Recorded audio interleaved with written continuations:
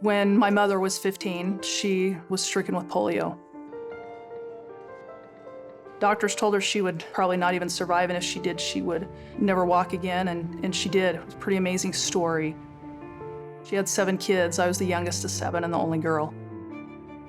We grew up hearing her say the phrase, "I need you to be my arms and my legs," and we did. You know, we did all the vacuuming, we did a lot of the house cleaning, and she was amazing and did everything that she could do. She'd make bread, but she couldn't lift the loaves into the oven. She couldn't pull them out. She couldn't knead the dough, things like that, and so we grew up doing a lot of those things. And as she got older, she then dealt with a lot of what they call post-polio syndrome, and was in a wheelchair and on oxygen. And so I had the privilege to have her and my father in our home with my husband and my kids, and was able to take care of her. So when she passed away, I missed being able to help her.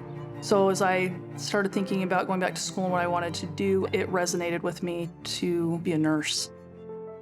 I'd heard from a friend here that's a nurse that they were recruiting for nurses to go. They needed them in New York for the COVID-19 pandemic. And the moment I heard that, I wanted to go. I was drawn to it. A couple people ask, why are you doing this? You don't have to. And I just could not stop thinking about my mom. And, I grew up hearing stories about polio.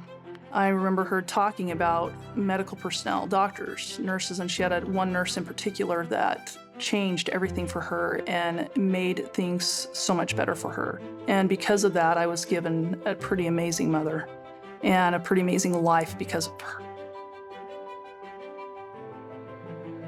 Sorry. And I thought, how could I pass this up to possibly return this to someone else? And so I went to New York City, and it was crazy. It was hectic. It was difficult, but it was so rewarding to have an opportunity to serve, and in a situation that was affecting everyone that I knew, everyone in the world. And I thought quite often of our Savior, and I've thought of the times when he would minister, the times when he healed, and he went to those that people were avoiding.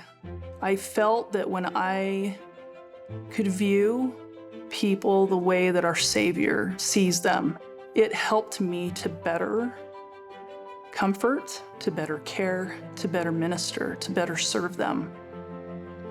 It made it so personal for me, and I feel like when I read in the scriptures and I read of the Savior, when he would heal, when he would minister, he did it one at a time. It was personal, it was intimate, it was a very individual experience. And I love that about what I do. I love that as a nurse, that I can have that opportunity over and over and over again. And that even though I have so many faults, but in those moments when I can change my perspective, that I can be more like him, that I can treat people the way that he would treat them. And it's changed my perspective, not only as a nurse, but it's changed perspective in my life to be able to try to do that. And I found that there's those perfect moments when I'm trying to be more like him and to use my hands and the way that he did.